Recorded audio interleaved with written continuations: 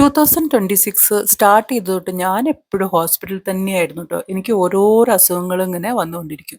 ഞാനിപ്പോൾ ഉള്ളത് ബാംഗ്ലൂരിലെ നാരായണ നേത്രാലയ എന്ന ഹോസ്പിറ്റലിലാണ്. എൻ്റെ കണ്ണിന് ഭയങ്കര ഇച്ചിങ്ങും എനിക്ക് കുറച്ച് ഒരു 1 മന്ത് ആയിട്ട് ഭയങ്കര തലവേദനയും. അപ്പം അത് കാണിക്കാൻ വേണ്ടി വന്നതാണ്. അപ്പം എന്നെ ഒരു ഡിപ്പാർട്ട്മെൻറ്റിലേക്ക് അവർ വിട്ടു. കണ്ണിനൊരു സിസ്റ്റ് വളരാന്ന് പറഞ്ഞ് അത് കുറച്ചിങ്ങനെ വളർന്നു വന്നിട്ടുണ്ടായിരുന്നു. അപ്പോൾ അതിൻ്റെ സ്കാനിങ്ങും കാര്യങ്ങളൊക്കെ ചെയ്ത് കുറച്ച് ബുദ്ധിമുട്ടായിരുന്നു. കണ്ണിൽ ലൈറ്റൊക്കെ അടിക്കുമ്പോൾ എനിക്ക് ഭയങ്കര പ്രശ്നമാണ്. അപ്പം ഞാൻ ഒന്നിനും സമ്മതിക്കുന്നില്ലായിരുന്നു. അങ്ങനെ സെക്കൻഡ് ഡേ തന്നെ സർജറിക്കുള്ള ടൈമൊക്കെ അവർ തന്നു. അപ്പോൾ അതിന് വേണ്ടി റെഡി ആയിട്ട് വന്നിട്ടുള്ളത്. എല്ലാ ഓർണമെൻറ്റ്സൊക്കെ അഴിച്ചു വെക്കാൻ പറഞ്ഞിട്ടുണ്ടായിരുന്നു. അപ്പോൾ അതിന് റെഡി ആയിട്ട് വന്നു. അപ്പം സർജറി എങ്ങനെയായിരിക്കും, ചിലർ പറയണ വലിയ കുഴപ്പമൊന്നും ഉണ്ടാവില്ല എന്നൊക്കെ പറഞ്ഞെങ്കിലും എനിക്കൊരു സമാധാനമില്ലായിരുന്നു. ഞാൻ അങ്ങനെ കണ്ണിലേക്ക് നോക്കും, പിന്നെ ഹസ്ബൻഡിനോട് അവരിങ്ങനെ ചെയ്യുമോ അങ്ങനെ ചെയ്യുമോ എന്ന് പറഞ്ഞ് പുള്ളീനെ ഇങ്ങനെ ഇറിറ്റേറ്റ് ചെയ്തുകൊണ്ടിരിക്കുകയായിരുന്നു. അത്രയ്ക്ക് പേടിയായിരുന്നു എനിക്ക്. ഞാനൊരാൾ കാരണമാണ് ഇത്രയും ഇത് നീണ്ടുപോയത്. നമ്മൾ ഫസ്റ്റ് തന്നെ ഒരു വാർഡിലേക്കാണ് കൊണ്ടുപോകുക. അവിടെ കുറേ ആൾക്കാരുണ്ടാവും. സർജറി കഴിഞ്ഞവർ കിടക്കുന്നുണ്ടാവും, സർജറിക്ക് മുന്നേ പോകുന്നവരും ഉണ്ടാവും. നമുക്ക് കയ്യിലൊരു ബാൻഡും തരും. കണ്ണിൽ ഏത് കണ്ണിലാണ് സർജറി ചെയ്യേണ്ടതെന്ന് വെച്ചാൽ അവിടെ ഒരു സ്റ്റിക്കർ ഒട്ടിക്കും അവർ. അത് കഴിഞ്ഞിട്ടാണ് നമ്മളെ ഈ സർജറിക്ക് വേണ്ട ഡ്രസ്സൊക്കെ ഇട്ട് നിൽപ്പിക്കുക. എനിക്ക് ഭയങ്കര ടെൻഷൻ ഉണ്ടായിരുന്നു.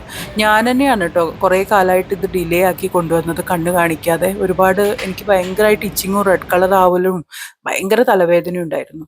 പക്ഷെ ഞാൻ കാണിച്ചില്ല. പക്ഷെ നമ്മൾ പെട്ടെന്ന് തന്നെ കാണിക്കണം കേട്ടോ. അപ്പോഴാണ് നമുക്ക് പെട്ടെന്ന് തന്നെ ഇതൊക്കെ റിമൂവ് ചെയ്യാൻ പറ്റും. പിന്നെ കയ്യിൽ നെയിൽ പോളിഷ് ഉണ്ടായിരുന്നു. അപ്പോൾ അത് റിമൂവ് ചെയ്യണം എന്ന് പറഞ്ഞു. അപ്പം ഞാനത് റിമൂവ് ചെയ്തുകൊണ്ടിരിക്കുക. എനിക്ക് നല്ല ടെൻഷനുണ്ട്. ഞാൻ അടുത്തിരിക്കുന്ന ആൾക്കാരോടൊക്കെ ഇങ്ങനെ ചോദിക്കുന്നുണ്ട്, പെയിൻ ഉണ്ടോ പെയിൻ ഉണ്ടോ എന്നുള്ളത്. തൊട്ടടുത്ത് തന്നെ നമുക്ക് ഇഷ്കോൺ ടെമ്പിൾ ഉള്ളത്. ഇത് യശ്വന്തപുരമുള്ള ആണ് ഹോസ്പിറ്റൽ. അപ്പം ഞാൻ അവിടെ നിന്ന് നോക്കി ഇങ്ങനെ പ്രാർത്ഥിച്ചുകൊണ്ടിരുന്നു. പിന്നെ അവർ കയ്യിലിടാൻ ഗ്ലൗസും കാര്യങ്ങളൊക്കെ തന്ന്. കുറച്ചും കൂടി നേരത്തെ കാണിക്കായിരുന്നു എന്ന് എനിക്ക് ഭയങ്കരമായിട്ട് തോന്നിയ ഒരു സമയമായിരുന്നു ഇത്. ഞാനതിങ്ങനെ നീട്ടി നീട്ടി കൊണ്ടുപോയി, അത് കഴിയട്ടെ ഇത് കഴിയട്ടെ എന്നൊക്കെ പറഞ്ഞിട്ട്. അപ്പോൾ ഇപ്പം പരിപൂർണമായിട്ട് ഞാൻ സർജറിക്ക് റെഡിയായി. ഈ വാർഡിൽ മാത്രമേ ഉള്ളൂ ഈ വിസിറ്റേഴ്സിനെ അലോ ചെയ്യുള്ളൂ, ഉള്ളിലേക്ക് കടത്തില്ല.